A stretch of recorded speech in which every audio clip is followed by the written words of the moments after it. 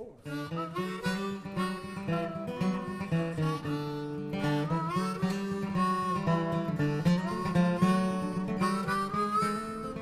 New Year and welcome to our first edition of WNL Sports Weekly for 2011.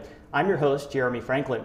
This week we'll dive back into winter sports with men's basketball coach Adam Hutchinson, women's basketball captain Allie Long, and wrestling captain Keith Jaworski. The wrestling team returned to action on Saturday, dropping 3 matches at the Washington and Jefferson Quad. The Generals fell to Miss Kingham, Gettysburg, and the host Presidents, falling to 1-3 on the season. Women's basketball dropped a 68-61 decision to Roanoke at the Warner Center on Friday, but bounced back to defeat visiting Bridgewater 87-67 on Saturday afternoon. And in men's hoops, WNL fell 71-61 at third-ranked Virginia Wesleyan. With me now is men's basketball coach Adam Hutchinson. Adam, welcome back to the show. Thanks, Jeremy. Thanks for having me. You've got a very young team on the floor here in 2010-11, and yet the Generals are 10-3. How has Washington and the league been able to win while those young players adapt to college basketball? I think a starting point is it's a talented group, and they have really good chemistry with each other. I think that if you kind of take the next step and ask yourself why we're doing well, the adjustments from high school to college are generally twofold. There's exposure to different situations, and then there's adjusting to the fact that the effort level and intensity of games are higher. Our guys have no problem with the higher intensity level. I mean, they go hard. So that really hasn't been an adjustment.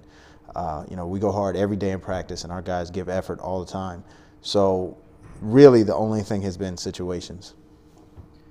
Last week, your team beat 10th-ranked Eastern Mennonite. You had a close loss on the road to number 3 Virginia Wesleyan. Randolph-Macon is ranked 11th. Guilford was in the Final Four last year. What's it like to compete in one of the best Division III conferences in the country? It's one of those situations where sometimes in the middle of it, you're kind of like, man, I wish we just had an easy opponent. But when you have time to kind of step away and reflect back, you feel really good about participating in it. It makes you better as a player. It makes you better as a coach. Some leagues you have to deal with, well, this team execute X, Y, Z, or you got to play 2 tough teams. But in our conference, in the ODAC, you have to deal with various X's and O's. You got to deal with a high talent level, and you have to deal with the fact also that it's nightly, that there's no nights off. And so I think it's made all of us better. And I think when we all look back on it, it might not be fun every moment of the time, but when we look back on it, we feel a tremendous sense of accomplishment. Your team plays 4 of its next 5 at the Warner Center, but in February you've got 7 games in a 2-week span, 6 of them on the road. How do you deal with that kind of a schedule? Honestly, my biggest concern with that schedule is the guys academically, the time that we're going to be spending traveling from point A to point B. As far as being on the road, sometimes we play games at home where, it's not that big a difference. So we we're going to have a good stretch coming up where we have some home games while our students are on campus, and that's huge for us. Our intensity level usually spikes when that happens. And so what you hope is that some of the games we've played early, the tough road games we've played, will prepare us for that stretch down the end. What will your team need to do between now and the end of February to put itself in good position for the ODAC tournament? I think first and foremost, we face challenges with the calendar that we run into pretty much every year. We're starting to see the beginnings of it now as guys begin classes, and we have to be prepared for that that feeling of not feeling as rested, and we can't let that feeling determine what we do. I think that's the starting point. I think the next step is we have to make sure that we're studying and getting our rest outside of for the next couple of weeks, so that as we approach Fed break and midterms are coming up, we're able to compete at a high level. I think that those are the 2 main things. I think if we do those things, the on-the-court part will take care of itself. Adam, thanks for being back on the show. Best of luck against Roanoke and Lynchburg this week. Thank you, Jeremy. I'm joined now by Allie Long, senior basketball captain from Hastings-on-Hudson, New York. Allie, welcome back to the show. Thank you. How does last season's conference title impact 2010-11 for the Generals? Well, last season's conference championship title puts a lot of excitement on this season. We clearly and had a great time last season and did accomplish something that the school had never had happen before. So it puts a lot of excitement on this season, but also a lot of pressure surrounding it. We've never been the #1 ranked team coming into the season, so this is the first time we've ever experienced that. All these teams are giving us their best shot because we're the team to beat now, which is really exciting and shows that anything is possible this season. So it's really fun. As you approach the midway point of the regular season, you're 7-4 overall, 4-3 in the conference. What are your impressions of the way things have gone so far?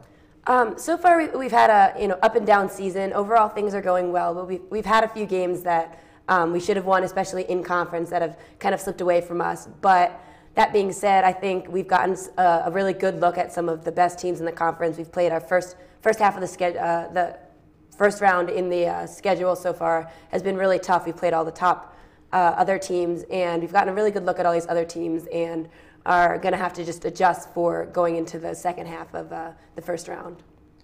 You spoke earlier of getting the best shot from the other teams in the conference, and we certainly saw that Tuesday night in that tough overtime loss to Eastern Mennonite. You're going to get that throughout the year, though. How do you respond to that as a team? Yes, we definitely did get EMU's best shot last night in a tough loss, but I think what we need to do is just every night come out expecting everyone's best shot and being ready for it. We can't look at past scores, like the fact that EMU, lost to a team that we had beaten, doesn't really matter for us because everyone's going to be coming at us with a different reason they want to beat us. We knocked EMU out of the tournament last year, and they clearly came out at us ready to play and ready to give us, all that they had. So I think we just need to be ready for that every single game and come out with our best shot as well, regardless of the opponent. We've spoken about the team's goals during a radio interview, and they include another ODAC title, a Sweet 16 appearance in the NCAA playoffs. What will it take for Washington and Lee to get there? I think there just has to be complete determination and really improving as the season goes on. We learned last season that things don't have to go completely perfectly. Throughout the season, we can still accomplish our goals, but we do have to be able to learn from our mistakes and adapt and change the way we're playing as the season goes on, so that when we're getting into the conference tournament as well as the NCAA tournament, we're able to beat all the best teams and be able to change the things that aren't working for us right now. So we have to look at some of these big losses that we've had so far against Roanoke and EMU and Randolph-Macon and change some of the mistakes we were making then, so we're able to beat them the second half of the season as well as going into the conference tournament and NCAAs. Allie, thanks for joining us. Best of luck the rest of the way. Thank you. With me now is Keith Jaworski, senior wrestling captain from Clarksville, Maryland. Keith, welcome to the show. Thanks for having me. What can you take away from the Generals' 3 matches up at Washington and Jefferson on Saturday? Well, they were tough group matches. We lost all 3, but due to injuries, we were only able to field 6 out of the 10 weight classes and compete in that. So really going into it, we recognized that it was going to be very, very difficult for us to win the whole match. So what we really focused on was individual performance and stepping up and taking care of business. And I think that we accomplished that for the most part. We still have a very young team, and it showed a bit. We lost a lot of close matches, and we've been working on that this week to fix the problems that we had that led to us losing those matches. But overall, we had some very promising performances. A lot of the freshmen stepped up. Dan Eigel lost a tough match in the first matchup against Muskingum and came back with a big pin of W&J's wrestler. So I mean, these young freshmen, they're still learning, but they're definitely improving a lot, and they're stepping up and helping out the team. What kind of lessons have you learned from competing in a Division III sport? I'd say time management is probably the biggest thing. The sport definitely takes up a big chunk of time, big time commitment. Hours every day for practice, and then also being gone on the weekends to compete. And it's just, you have to learn that when you're around to do work, you have to get your work done. And because academics are still very important, especially at a school like Washington and Lee, where there's such a focus on academics, and there's not really any preference given to athletes, and there's no grade inflation for them like you might see at a D1 school. So you definitely have to use all the time you can to try to keep your work in line. There isn't much room for error. You've got the WNL Invitational coming up on Saturday. It's going to be your last event in Lexington until the Centennial Conference Championship at the end of February. What kind of a boost do you get from wrestling in your own gym? Well, it's huge. Definitely fan support is really big for all of us. We love to see people come out and support us. It makes us wrestle much better. We don't get to see that much fan support when we're on the road in faraway places on the weekends. Usually it's just parents or that sort of thing. But here at the Invite, we see a great outpouring of support from the student body, and that's very helpful for us, and we'd love to see more of that. In addition, a lot of alumni come back for this event. This is a big alumni event, especially this year with Coach Frankie retiring. We're going to see a lot of alumni back. So with that, it's just great to see those guys. For me, guys who were wrestling when I was a freshman, and kind of show them what I've been doing over these past years, show them how I've improved through my wrestling, and then also for the rest of the guys to see people whose names are up on the wall of records, to see those people come in person and you know, get a chance to impress them and show them what you can do. You were speaking earlier of some of the younger athletes on the roster. You have 9 first years, and you're the only senior. What does the future have in store for WNL Wrestling? Oh, it's very exciting. This is definitely a program moving up. Coach Bennett's done an excellent job recruiting a great group of freshmen this year, and he's done it again for this next year. These freshmen have come in, and it's a tough transition to make from high school to college wrestling. Guys get a lot stronger. You don't see really any poor wrestlers. Everyone's good. Everyone did accomplish a great deal in high school. You see a lot of great wrestlers.